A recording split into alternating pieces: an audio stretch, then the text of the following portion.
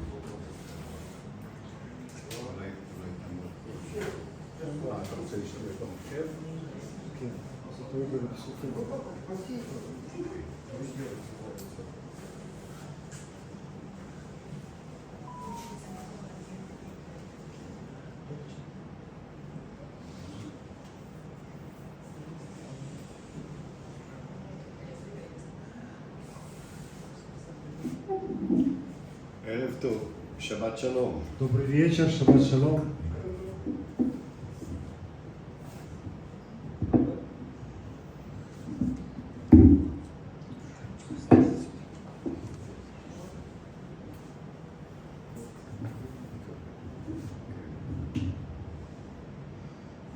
תודה. תודה רבה.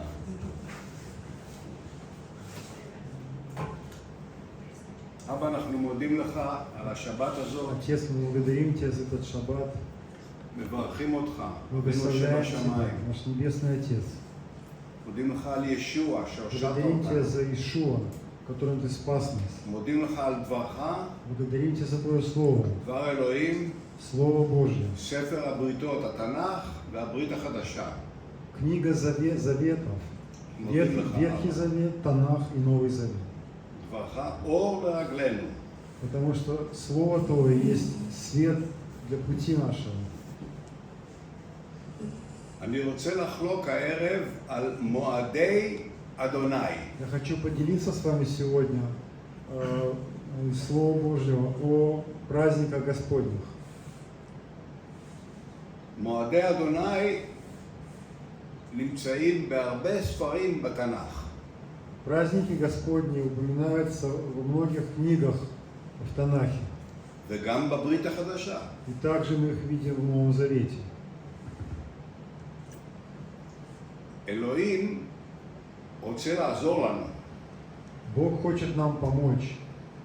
אז הוא שם את כולם בפרק אחד. И для этого Он поместил их все в одну главу.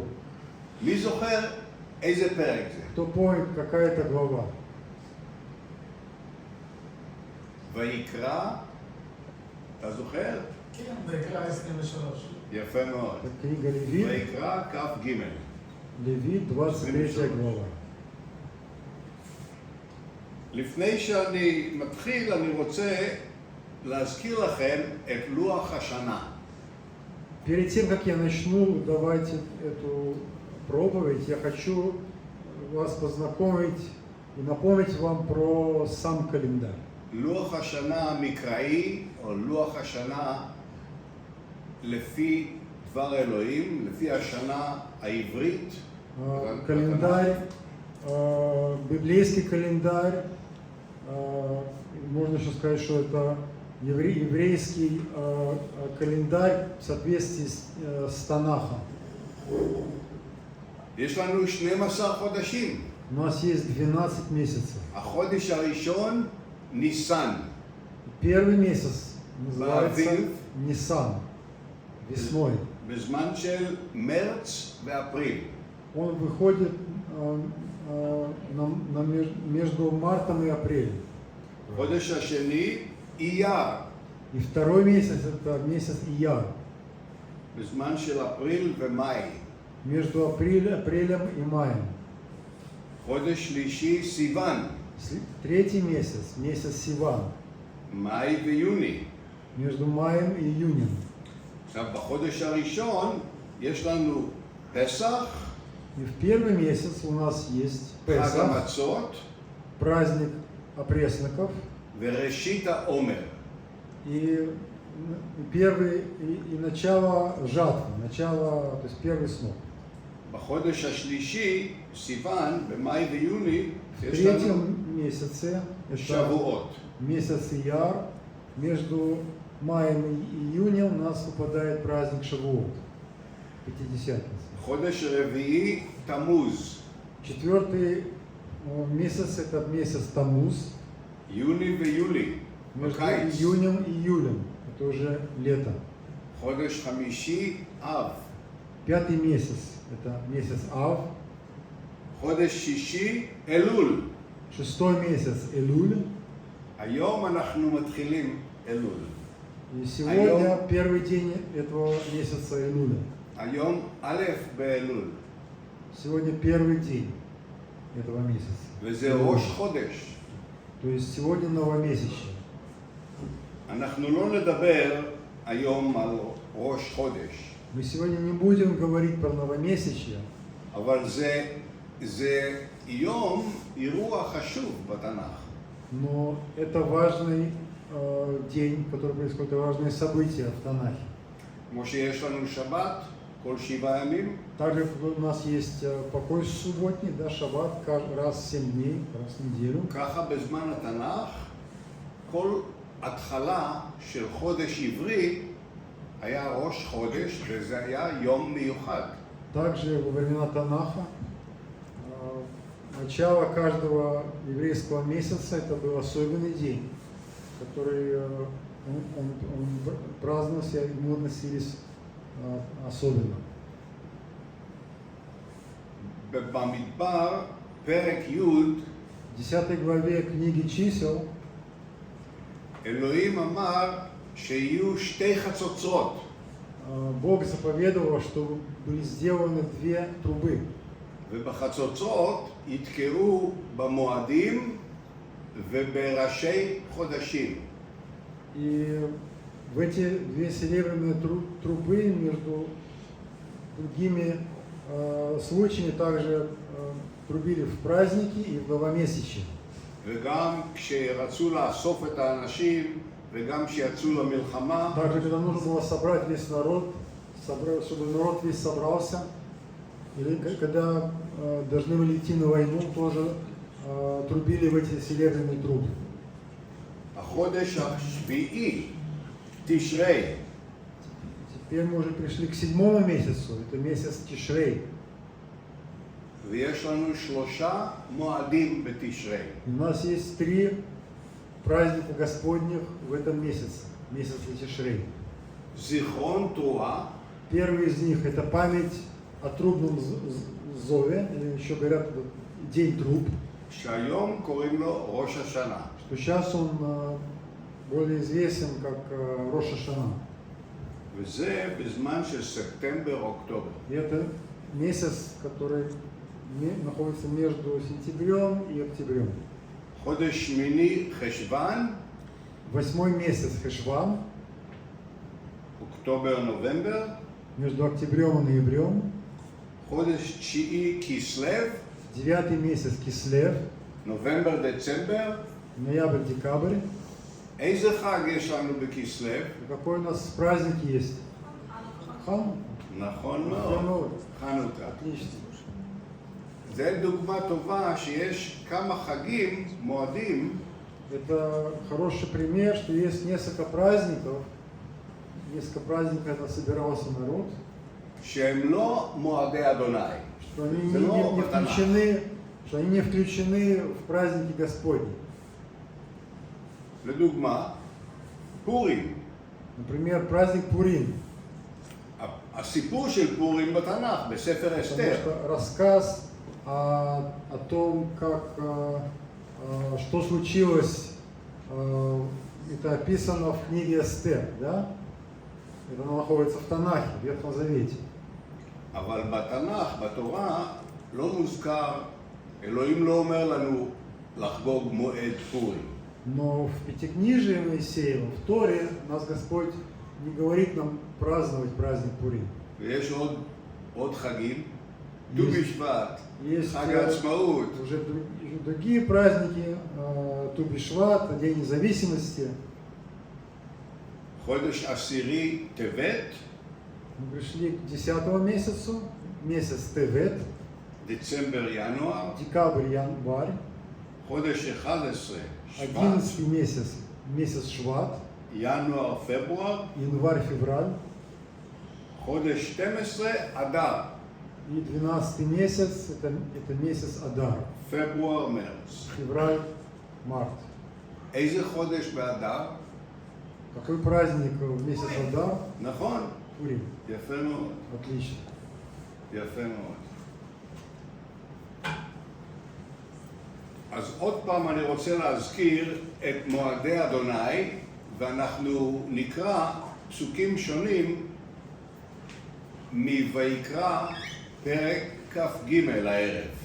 Так, еще раз хочу вам вернуться с вами к праздникам Господним, и мы будем с вами учить об этих праздниках из книги Левит 23 главы.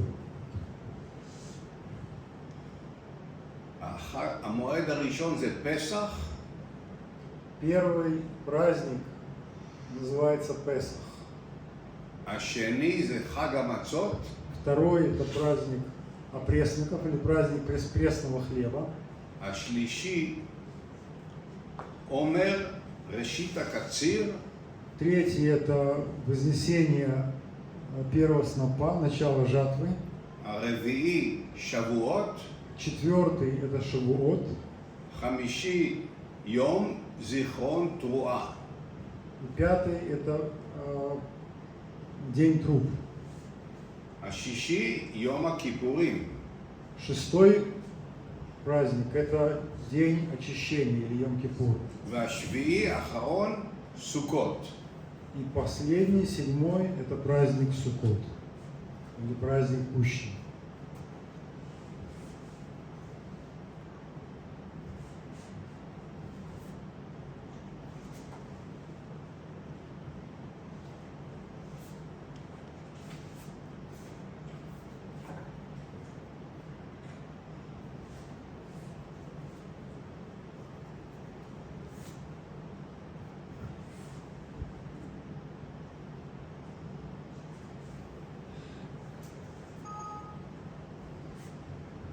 כשאנחנו רוצים לקבל תמונה כוללת, תמונה גדולה, Когда мы хотим посмотреть крупным планом на праздники של Господни, כל המועדים של אדוני, на все праздники Господни, כשאנחנו מסתכלים על כל השנה, когда мы смотрим сразу на весь год, אז יש לנו עזרה בויקרא פרק כ"ג.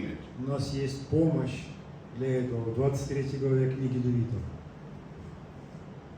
יש לנו את הדברים הבסיסיים של כל המועדים בויקרא У нас כ"ג. есть основные и важные вещи о каждом из праздников в этой главе. אנחנו לא נקרא את כל הפרק, Мы не будем читать всю главу, אנחנו רואים שהפרק מתחיל עם השבת. но мы обращаем внимание, что сама глава начинается с шаббата. אנחנו לא נלמד על השבת היום. Сегодня мы не будем учить про шаббат. נקרא מפסוק 4, ויקרא כ"ג 4, Давайте будем читать с 4 стиха. אלה מועדי אדוני נקראי קודש, Вот праздники Господни, священные собрания, אשר תקראו אותם במועדם. которые вы должны созывать в свое время. בחודש הראשון, ב-14 לחודש, בין הערביים, פסח לאדוני. В первый месяц, в 14-й день месяца вечером, Пасха Господня. וב-15 יום לחודש הזה, חג המצות. И в 15-й день того же месяца праздник опресноков.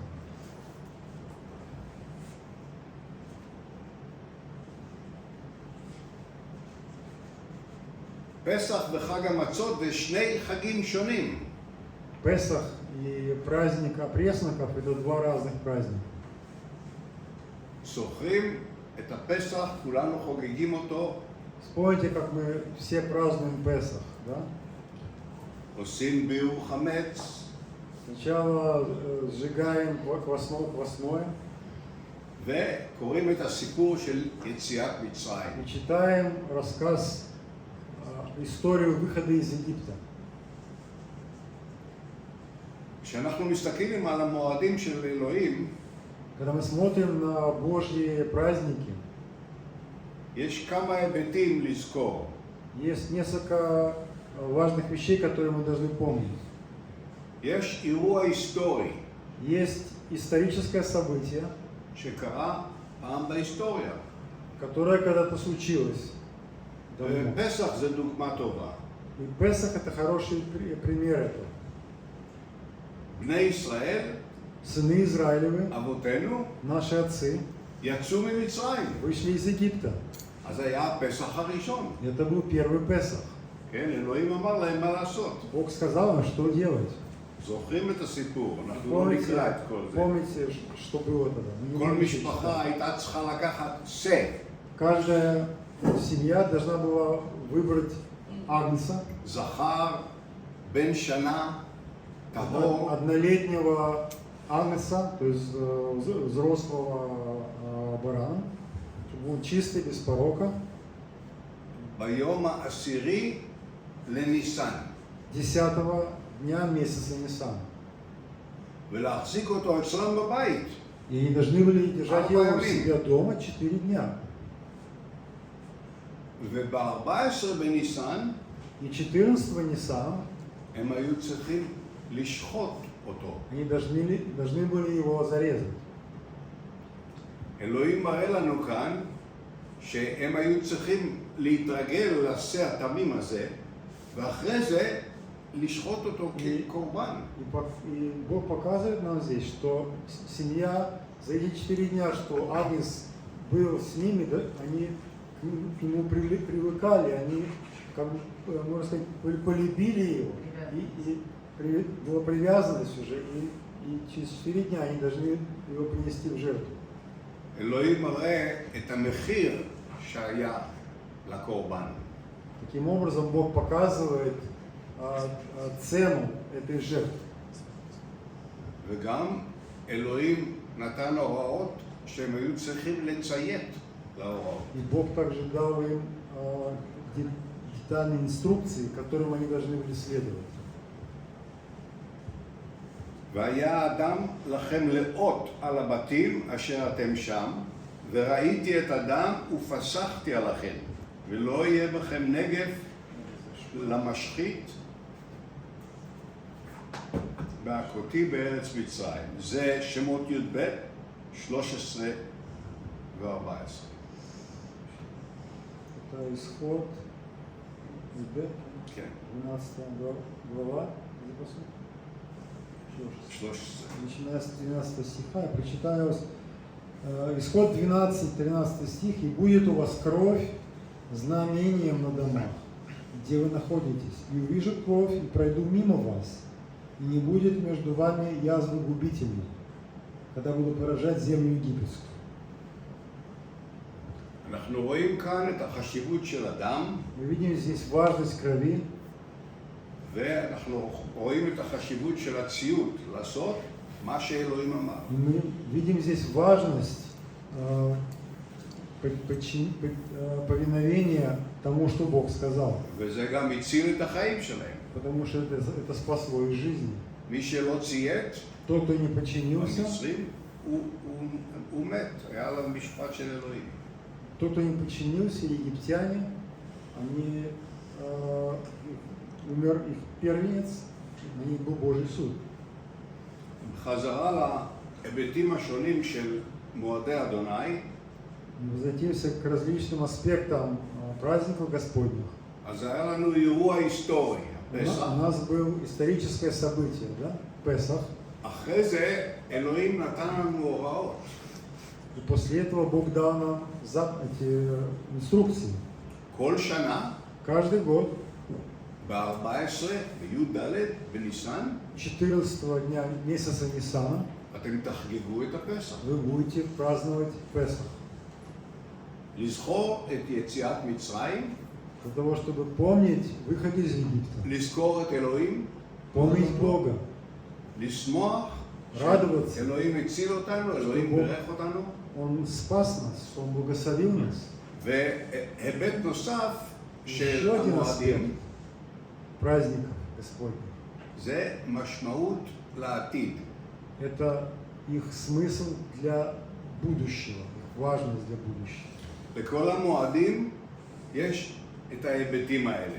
אירוע היסטורי, Для всех праздников есть вот эти аспекты. Историческое событие, первый раз, אחרי זה כל שנה. потом каждый год они празднуются. יש לנו הוראות, כל У нас שנה, есть מה инструкции, לעשות. как праздновать каждый из этих праздников. לזכור את אלוהים, Помнить Бога, לשמוח, радоваться. ולכל המועדים יש היבט לעתיד. И у всех праздников есть их направленность на будущее, аспект будущего. אנחנו מאמינים שישוע הוא המשיח. Мы верим, что Иешуа, Он Мессия. לכן אנחנו רואים את ההיבט שאלוהים נתן למועדים לעתיד. Поэтому мы видим аспект, который Бог вложил в свои праздники для их будущего исполнения. קראנו 7 מועדים בשנה. Мы читали о 7 праздниках в течение года. 3 באביב, 3 во время весны, בניסן. в праздник Ниссан, 1 בקיץ, 1 שבועות. летом, это праздник Шавуот, Пятидесятница, ו3 בסתיו, и 3 осенью, בתשרי, в месяце Тишрей, זיכרון תרועה, כיפורים, месяц, праздник Труп, извините, день очищения, Йом-Кипур и Суккот, праздник Кущ. שאלוהים נתן לנו את המועדים, Когда Господь дал нам свои праздники, יש לנו היבט פיזי, זמני, של כל מועד. У нас есть физический или временный аспект праздника, אבל יש גם היבט רוחני. но также есть и духовный аспект. ההיבט הרוחני מצביע על ישוע. Духовный аспект указывает на Иешуа. לדוגמה בפסח, Например, во время Песаха ישוע חגג את הפסח. Иешуа праздновал Песах. זאת אומרת שהתנ"ך, יש לנו את הבסיס של המועדים, אבל הם כולם גם, יש להם משמעות בברית החדשה. Это значит, что Танах является основанием праздника. שהברית Но החדשה, у них у всех есть аспект в Новом Завете. הברית החדשה מבוססת על ישוע, Потому что המשיח. Новый Завет был заключен, и он основывается на Иешуа, нашем Мессии. לדוגמה, ביוחנן פרק א', Например, в Евангелии от Иоанна, 1 главе,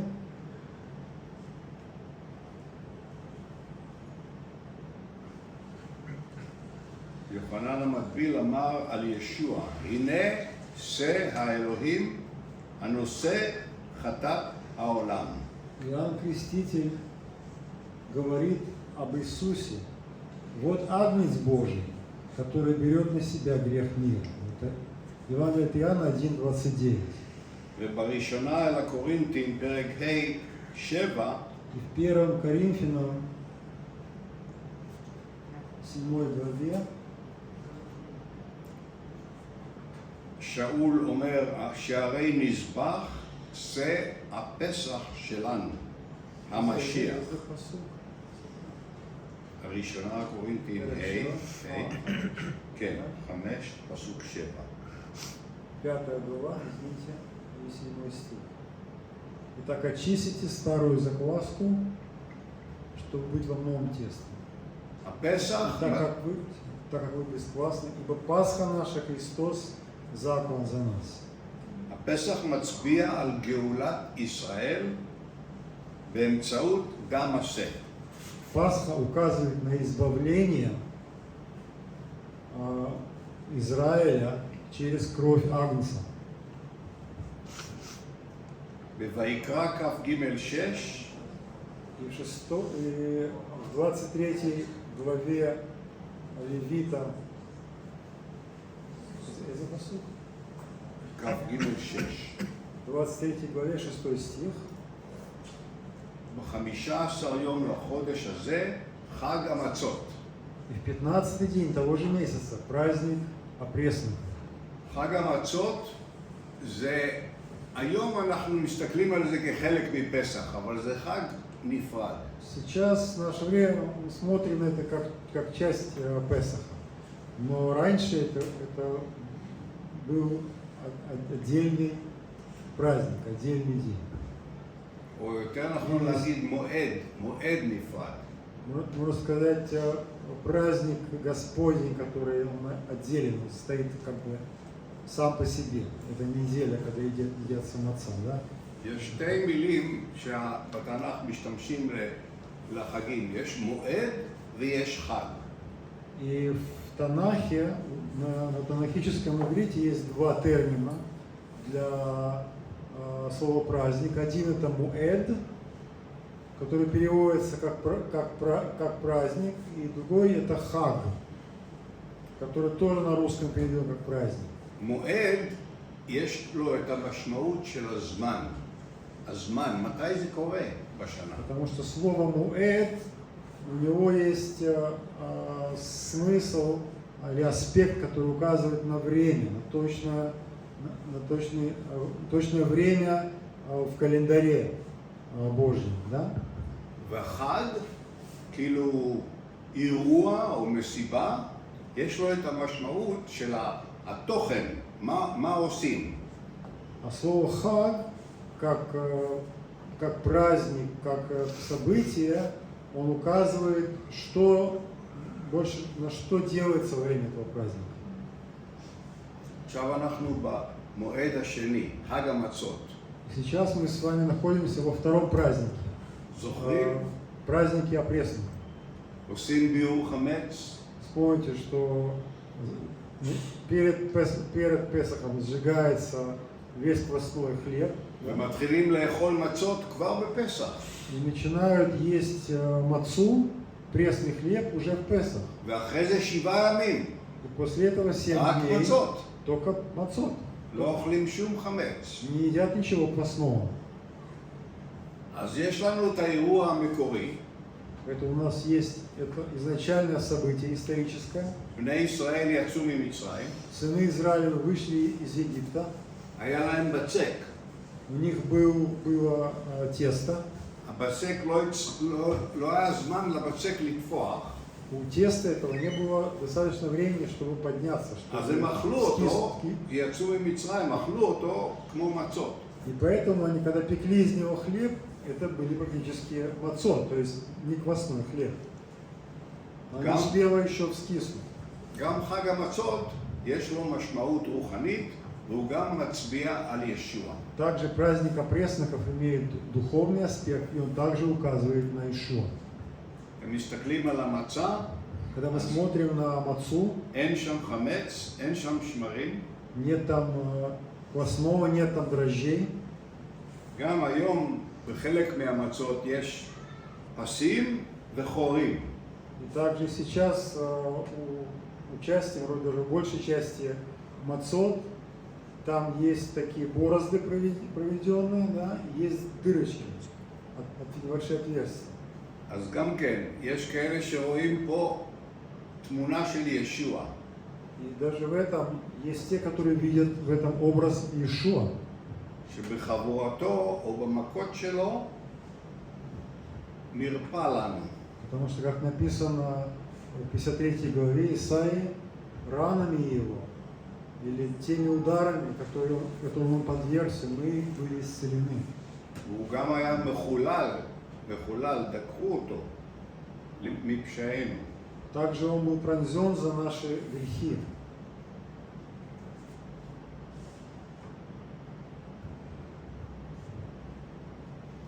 את הבשר של השה אכלו גם כן עם המצות, ערב פסח. И в празднике Песах, как бы за день до этого, когда на первой пасхальной трапезе вместе с мясом агнца вкушали также и мацу, пресный хлеб. אנחנו יודעים שהשאור או השמרים, מה שתופח את הבצק, Мы также знаем, что закваска, если это натуральная закваска, или если это дрожжи, то, что поднимает тесто, הוא מסמל את החטא. это обозначает грех. שהחטא זה נושא חשוב לדעת, כי כשאלוהים מושיע אותנו, הוא מושיע אותנו מהחטאים. בדמו של ישוע יש לנו סליחת חטאים. И грех является очень важной темой, которую мы должны знать, потому что спасение, которое мы получили кровью Иешуа, оно было именно спасение от наших грехов. אמן. אנחנו נולדים בישוע מחדש, Мы рождаемся снова в Иешуа, ופושטים את האדם הישן, לובשים את האדם החדש. и мы снимаем себя как старую одежду этого ветхого человека и облекаемся в нового человека. ומקבלים סליחת חטאים בדמו של ישוע. И мы получаем прощение грехов через кровь Иешуа.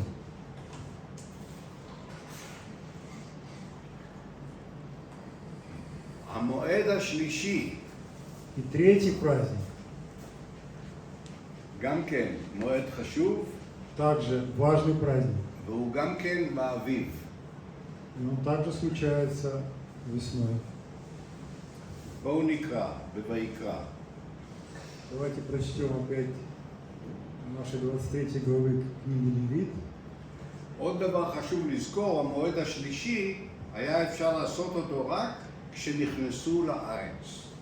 И важно, במצרים לא חגגו אותו, ובמדבר לא חגגו, רק כשנכנסו לארץ ישראל. и важная деталь о празднике, который мы будем сейчас читать, что его можно было праздновать только когда сыны Израиля вошли в обетованную землю.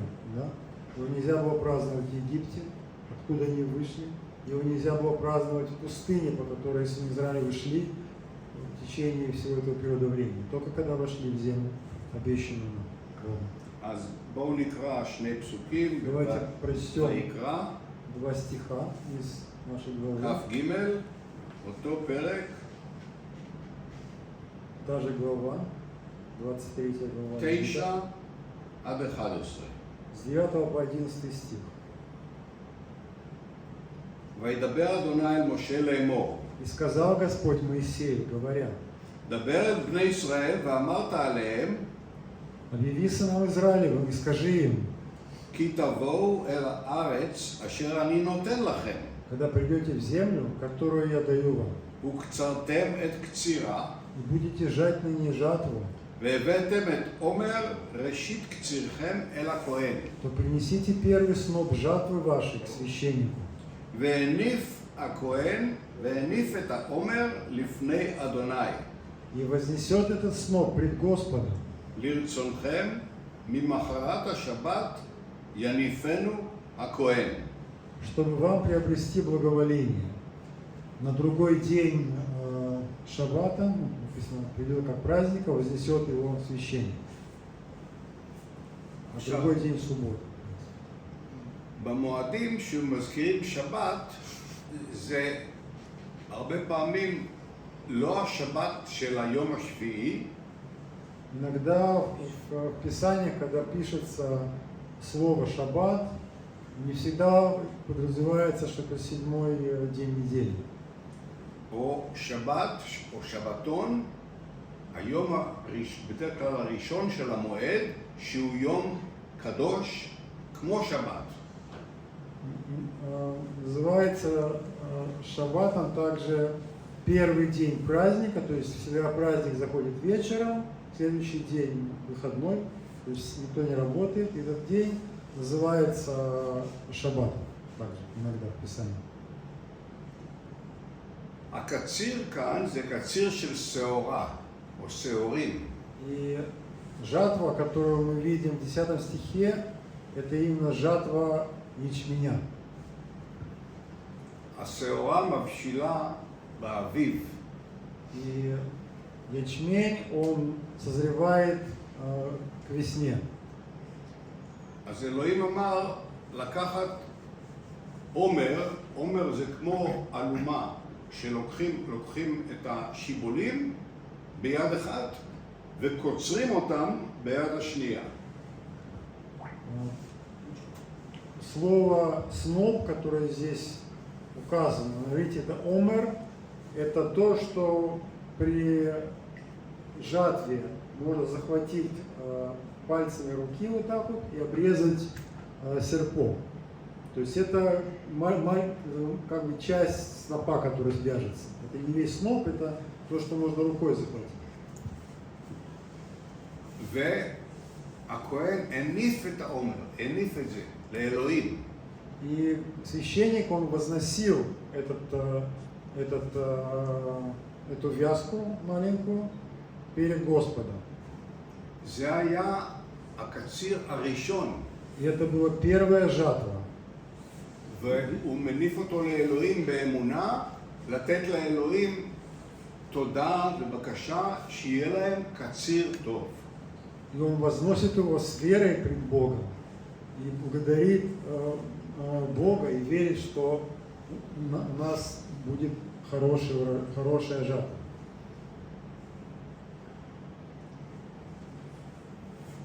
גם כאן אנחנו מתחילים את הספירה של העומר. И в этот же день мы начинаем подсчет омера. עוד מעט אנחנו נגיע למועד הרביעי, שבועות, סופרים מהעומר, כאן מתחיל הספירה, יום אחרי השבת. То есть день после шаббата мы начинаем подсчет дней до праздника Шавуот. 7 целых недель. וגם העומר, ראשית הקציר של העומר, מצביעה דרך הברית החדשה על ישוע. Также и этот день, этот праздник возношения первого снопа, она в Новом Завете также указывает на Иешуа. העומר היה ביום השלישי אחרי שישוע נצלב. Потому что возношение снопа было сделано, то есть в храме, да, на третий день после того, как Иешуа был распят. כן. אז הברית החדשה מסבירה לנו שישוע היה הראשון, Новый Завет нам объясняет, что Иешуа, он был первым или первенцем, שהוא קם מהמתים ביום השלישי. что он воскрес из мертвых на третий день. אנחנו לא נקרא את הפסוקים, יש הרבה פסוקים גם בברית החדשה, שישוע אמר, תעשו את ההיכל הזה ואחרי 3 ימים אני אבנה אותו. Я не буду читать эти стихи, есть много стихов, например, там, где Иешуа говорит, разрушьте храм сей, и я в 3 дня воздвигну его. הם לא ידעו על מה הוא מדבר, הוא דיבר על הגוף שלו. Они не понимали, о чем он говорит, но он говорил о храме тела своего. וכתוב, הוא קם מהמתים ביום השלישי. Написано, что в третий день он воскрес из мертвых. המשיח בחג השבועות.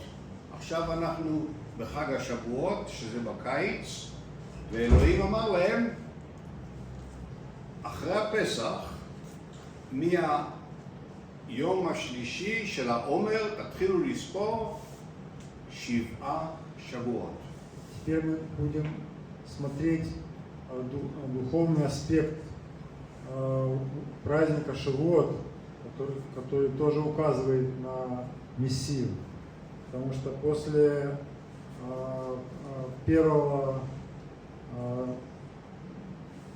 после дня праздника Песах Бог сказал считать 7 недель, чтобы прийти к дате праздника Шавуот. אז אולי נקרא כמה פסוקים. Поэтому давайте прочтем несколько מויקרא, י"כ"ג. стихов из 23 главы, в которой мы находимся, книги Левит, 15. 15 стих. וספרתם לכם ממחרת השבת, מיום אביאכם את עומר הכנופה, 7 שבתות תמימות תהיינה. Отсчитайте себе от первого дня после праздника, от того дня, в который приносите сноп потрясания, 7 полных недель. עד ממחרת השבת השביעית תספרו 50 יום והקרבתם מנחה חדשה לאדוני. До первого дня после 7 недели отсчитайте 50 дней и приносите новое хлебное приношение Господу.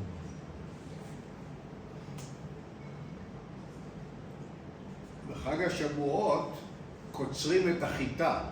החיטה מבשילה בקיץ. Праздник Шавуот и праздник Пятидесятницы уже идет жатва пшеницы, которая созревает летом. חג השבועות נקרא גם חג הקציר, ביקורי הקציר. Праздник Шавуот также называется праздником жатвы или праздником начатков плодов. נקרא גם חג ה-50. Называется также он Пятидесятницей, כי הם ספרו, כתוב 50 יום. потому что да, мы здесь читаем, что 16 стихе, считайте 50 дней.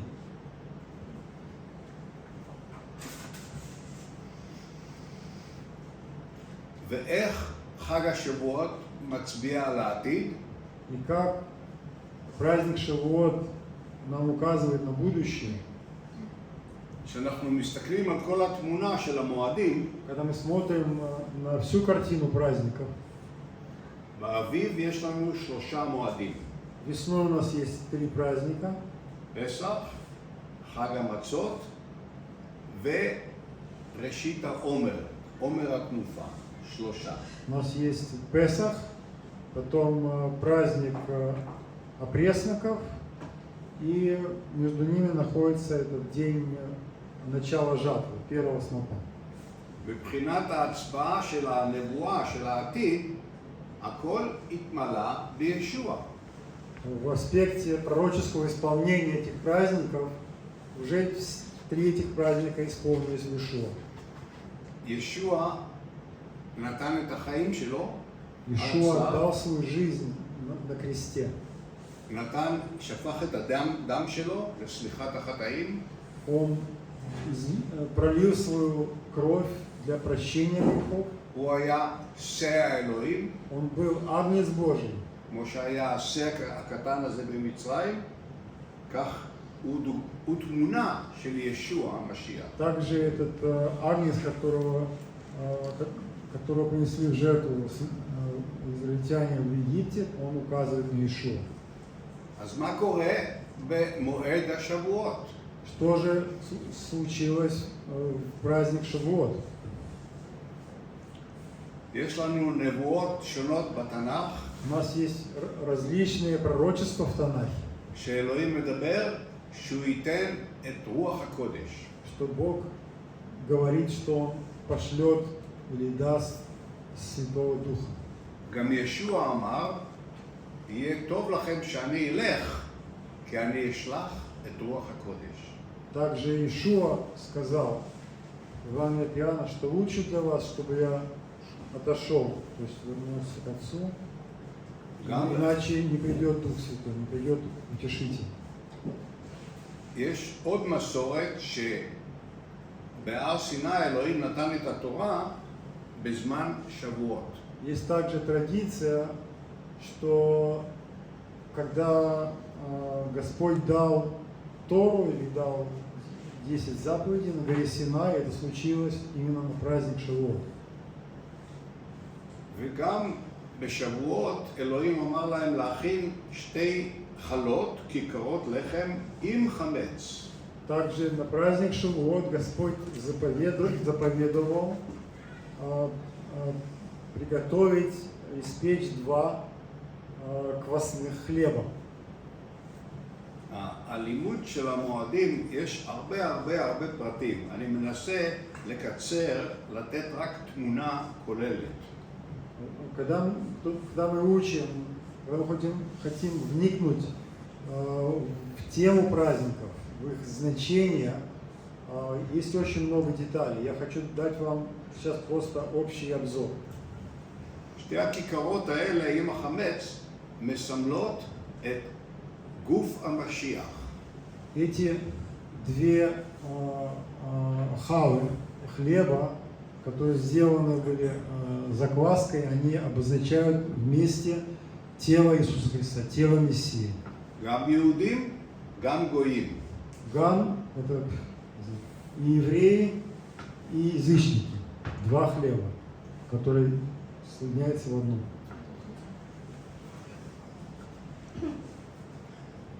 ושרוח הקודש בא בפנטקוסט, И когда сошел Шавуот. Дух Святой в праздник Шавуот, праздник Пятидесятницы, זה היה התמלאות של נבואה, שאלוהים ישפוך את רוחו על כל בשר. это было исполнением пророчества, когда Господь обещал излить от Духа Своего на всякую плоть. אתם זוכרים במעשה השליחים, כתוב שהיו בירושלים אנשים מהרבה מדינות, מהרבה עמים. Если вы вспомните, что в начале книги Деяний мы читаем, во 2 главе, что в то время были в Иерусалиме люди из многих стран, לא רק יהודים. не только евреи. ושבועות נחשב ליום הולדת של הקהילה. И Шавуот, он считается как день, который родилась церковь. גם הסיפור של רות ובועז קורה בשבועות, בזמן הקציר. Также события Боаза и Руфи, которые мы читаем в книге Руфи, также происходят по традиции на праздник Шавуот во время жатвы ячменя.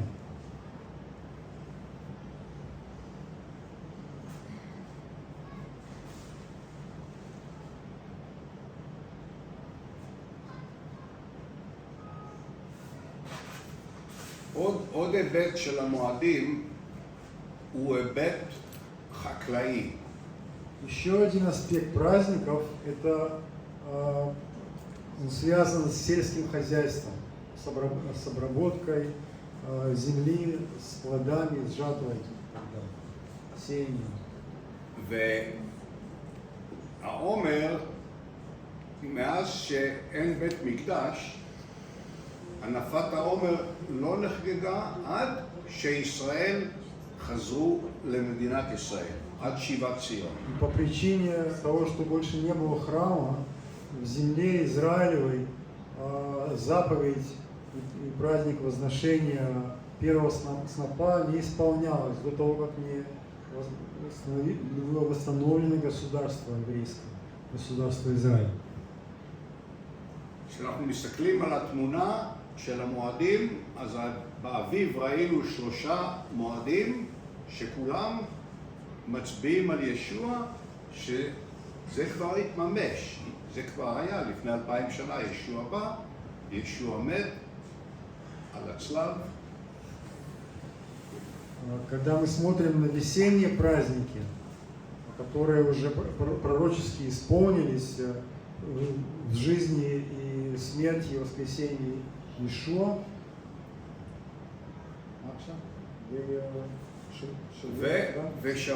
והנפת העומר גם כן מתמלא, שישוע קם מהמתים ביום השלישי. На третий день, когда Иисус воскрес, это было именно в день, когда было возношение снопа, первого снопа в храме. גם מבחינה היסטורית, רוח הקודש בא, והקהילה, הקהילה של המשיח נולדה.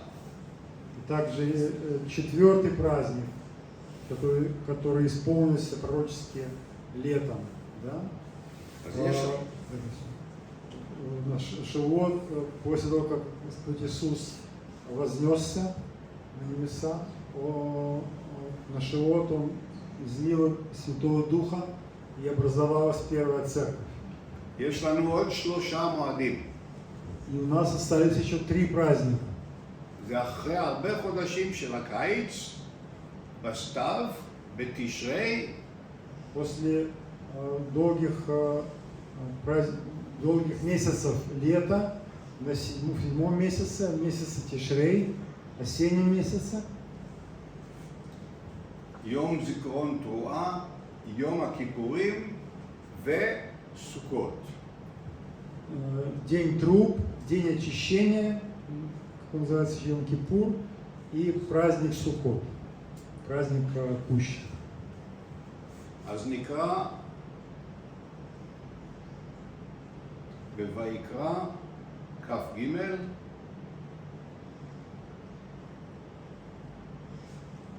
Читаем в нашей 23 главе פסוק 24. с 24 стиха. דבר אל בני ישראל לאמור, בחודש השביעי, ב1 לחודש, יהיה לכם שבתון זיכרון תרועה. Скажи сынам Израилевым, מקרא קודש. в 7 месяц, в первый день месяца, да будет у вас покой, праздник труб, священное собрание. ואחרי זה ב-26, בעשור לחודש השביעי, יום הכיפורים. И в 26-27 мы читаем, сказал Господь Моисею, говоря, также в 9-й день 7-го месяца сего, день очищения.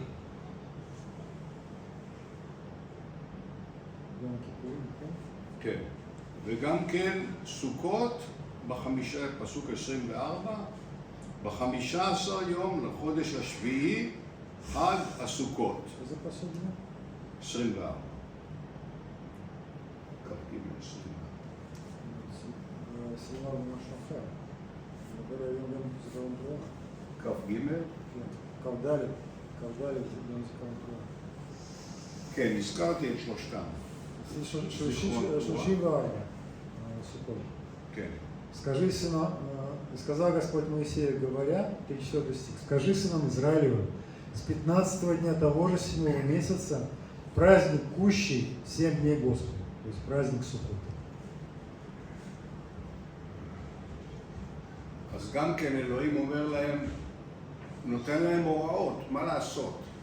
Также здесь мы видим, как Бог дает им инструкции, что делать. זיכרון תרועה. День памяти трубного звука. מה זה תרועה? Что такое трубление? כמו תקיעה של שופר, תקיעה של חצוצרה. Имеется в виду трубление в шафар, да, или трубление в трубу.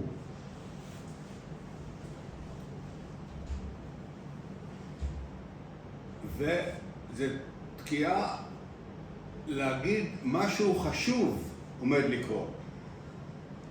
И трубный звук, он указывает, что что-то важное скоро будет. יום קדוש לאלוהים. Святой день для Господа. בתנ"ך זה מוזכר לנו שזה יום, מזכיר את יום הדין, יום שאלוהים קורא לבני ישראל לבוא אליו, לחשוב, להתכונן לפניו. Это день, про который в Танахе сказано, чтобы сыны Израиля готовились для того, что будет, чтобы они были приготовлены, как следствие этого трубного звука, чтобы они вспомнили о том, что будет суд. גם זיכרון תרועה, או היום ראש השנה, מתחיל 10 ימים, או 10 ימים הנוראים, הכנה לפני יום הכיפורים. Также праздник труб, который сейчас называется Рош ха-Шана, он является началом 10 дней между 10 дней до дня очищения, до Йом-Кипур, который называется в иудаизме дни трепета, когда люди исследуют свою жизнь перед Богом, чтобы подготовиться к дню очищения. Есть различные традиции, связанные с этим. התקיעה של השופר מסמלת את הקול של אלוהים. Звук трубления в шафар обозначает и символизирует глаз Господень. שאלוהים בא בהר סיני, ירד על הר סיני לפני שהוא נתן את התורה. Когда Господь, Он сошел на гору Синайскую, перед тем, как даровать Тору, היה קול חזק של השופר. мы читаем, как описывается сильный и громкий звук шофара, трубный звук, который становился все громче и громче. וגם בברית החדשה, כשישוע יחזור, Также в Новом Завете мы читаем, что во время, когда Господь Иешуа вернется, יש לנו כאן רמז לשלושת המועדים האחרונים, מדברים על שישוע יחזור. у нас здесь есть такая как бы подсказка для нас, что последние 3 праздника, они указывают нам на события, когда Иешуа вернется. השופר נעשה מקרן של איל, זה הזכר של הכבשים. Шафар делается из рога овна, то есть барана. ומזכיר לנו גם את עקידת יצחק. Который также нам напоминает и указывает на жертвоприношение Исаака, то есть это термин, который называется связывание Исаака на жертвеннике. называется Акидат Ицхак. גם בזיכרון תרועה או בראש השנה יש לנו את המסורת של התשליך שמבוסס על בדיחה, שהוא אומר שהוא ישליך את כל עוונותינו לים. אז Также есть традиция на Рош ха-Шана, на день труб,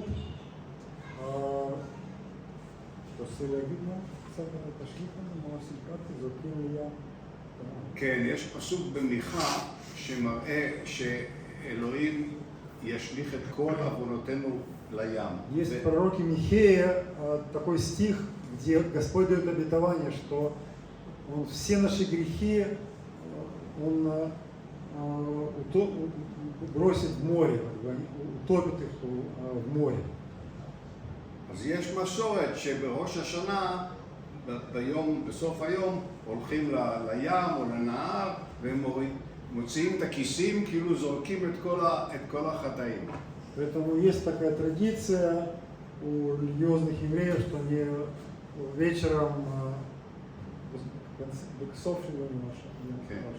в конце Рош ха-Шана они приходят к морю или к реке и как бы вытаскивают так вот свои карманы, тем самым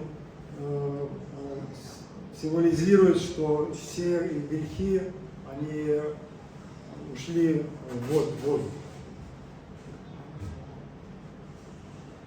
גם ביום הכיפורים יתקעו בשופר להכריז את שנת היובל.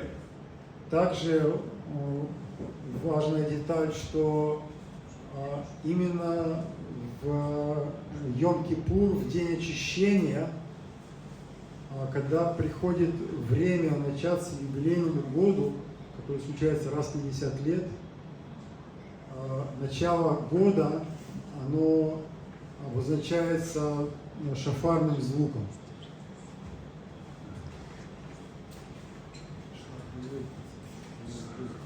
זיכרון תרועה, כן, אבל גם אין זמן.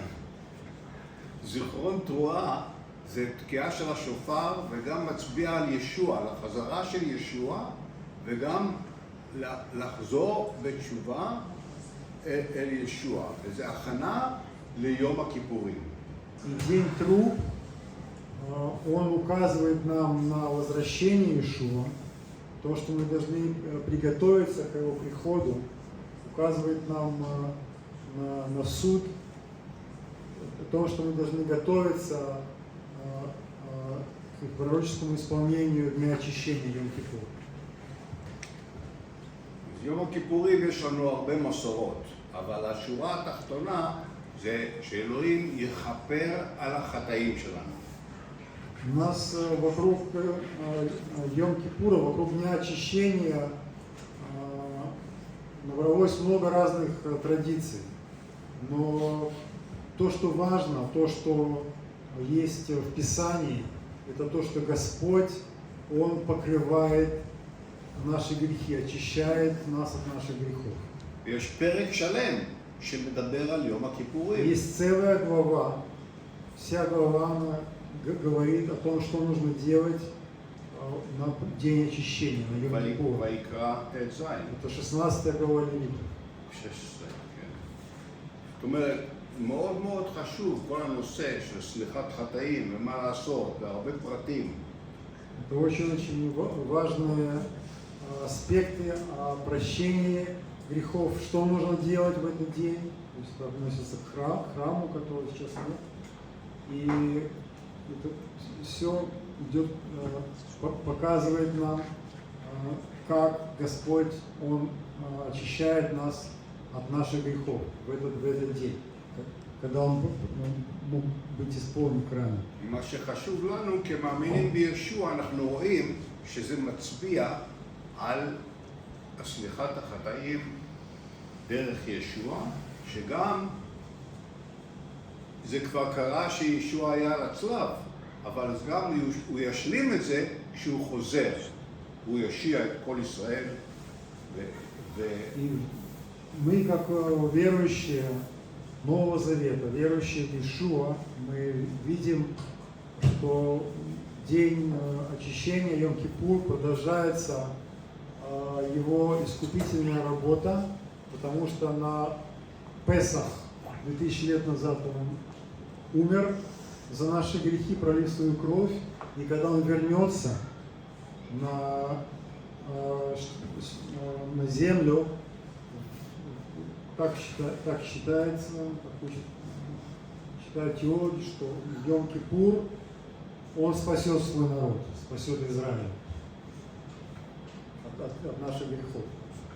יש גם פסוקים בתנ"ך וגם בברית החדשה שמראים שישראל הסתכלו ויראו שהמשיח שהוא ישוע הוא שהוא חוזר.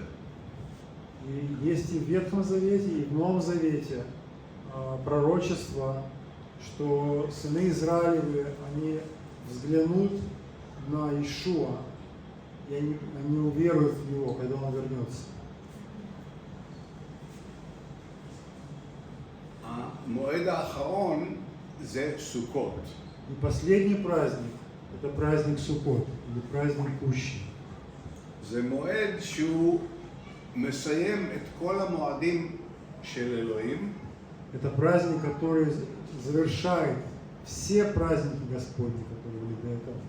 וגם כן מזכיר לנו להסתכל ולזכור את יציאת מצרים, שאלוהים הושיב אותנו בסוכות. Он также показывает нам на прошлое, указывает нам на шалаши, в которых Господь поселил наших отцов, когда они вышли из Египта. ויש הרבה מסורות, אבל בעיקר מסורת אחת חשובה זה לשמוח במועדים. ושמחת בחגיך והיית אך שמח בסוכות. Есть много традиций тоже вокруг этого праздника, но очень важная деталь, которую именно Господь дает нам в стихах, связанных и показывающих нам этот праздник, что и будешь радоваться в праздники твои, и будешь только радоваться. וגם בסוכות יש לנו דוגמה שאלוהים משלים את תוכנית הגאולה שלו, של הישועה של עם ישראל וגם של הגויים. И также праздник Суккот, он пророчески показывает нам, что Господь завершает свой план спасения для Израиля и также для язычников. זה גם תמונה נבואית של העתיד. Это также пророческая картина на будущее, שגם רואים מהתנ"ך וגם בברית החדשה. что мы видим также в Ветхом Завете, в Танахе и в Новом Завете, של התוכנית של הישועה לעם ישראל, לאדם הפרטי וגם לכל האנושות. что есть картина, план спасения для Израиля, для каждого человека в отдельности и также для язычников. אנחנו רואים תוכנית שהיא זמנית, פיזית, שאלוהים מציל, שאלוהים מושיע. Мы видим физический аспект, что Господь, Он очищает человека от его грехов, Он спасает его. אבל ההשלמה היא תוכנית רוחנית ונצחית Исполнение, לעולם ועד. полное исполнение спасения, уже духовный аспект, это вечность. אבא, אנחנו מודים לך על תוכנית הישועה שלך. Отец, мы благодарим Тебя за Твой план спасения. אנחנו מודים לך על ישוע המשיח. Мы благодарим Тебя за нашего Мессию, Иешуа, שכל המועדים מצביעים עליו. что все праздники указывают на Него. הוא הדרך, הוא האמת, הוא החיים. Он путь, Он есть истина, и Он есть жизнь. אנחנו מודים לך על דברך Мы благодарим Тебя за Твое Слово בתנ"ך ובברית в החדשה. Танахе и в Новом Завете. ואנחנו זוכרים И мы помним, שהכל מצביע על ישוע. что все показывает на Иешуа. אנחנו מודים לך, אבא, Мы благодарим Тебя, Отец, על הקהילה за церковь בשם ישוע. во имя Иешуа. תודה. Спасибо. ספסיבה.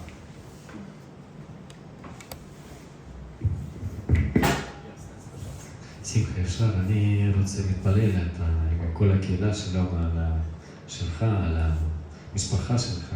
Хочу помолиться за Аллилуйя, дорогой Небесный Отец, Господи, я благодарю Тебя, Господь, за то, что Ты используешь этот сосуд, за то, что Ты являешь свою славу, за то, что Ты ободриваешь общину, Господь. Аллилуйя, за то, что Ты ведешь этого человека, Господи. Аллилуйя, Господи, мы молим Тебя сейчас, благослови, Господь. Благослови, Господь, его семью, Господь. Благослови его жену, Господь. Аллилуйя. Молим Тебя о полном исцелении во имя Иисуса Христа. Господи, исцели, Господь. Аллилуйя. Слава Тебе, Господь. Чтобы они вместе служили Тебе, Господь, и исполняли Твою волю, Господи. Что они и делают сейчас, Господи. Аллилуйя. Благодарю Тебя, Господи. Призываем Твою защиту на эту семью. Во имя Иисуса Христа. Аминь. Слава Господу. הללויה. תודה רבה לך, תודה.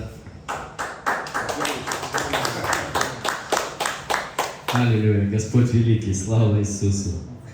Аллилуйя. На самом деле, дорогие, мы видим, как просто, на самом деле, как вам объяснить, Ветхий Завет с Новым Заветом, он связан настолько, я бы сказал, что это единое целое. Слава Господу. Мы видим Иисуса во всех строках Писания Ветхого Завета, Нового Завета. И слава Господу. Давайте встанем, помолимся и закончим служение. Аллилуйя, дорогой Небесный Отец, Господи, я благодарю Тебя. Благодарю Тебя за все, что Ты делаешь в этой общине. Господи, Ты еще раз показываешь, еще раз открываешь нам, Господи, важность праздников, Господи. Аллилуйя, насколько это важно, насколько нам необходимо трепетно относиться к Твоему Слову, Господи, к Твоему служению, Господи. Откройся нам еще больше, еще сильнее, Господи. Аллилуйя, слава Тебе, Господь, слава Тебе, Дух Святой. Господи, молим Тебя также за этот праздник, за шаббат, Господи. Благослови шаббат, Господь, чтобы в каждой семье был Твой шалом, Твоя любовь, Господь, во имя Иисуса Христа. Аминь. Слава Господу.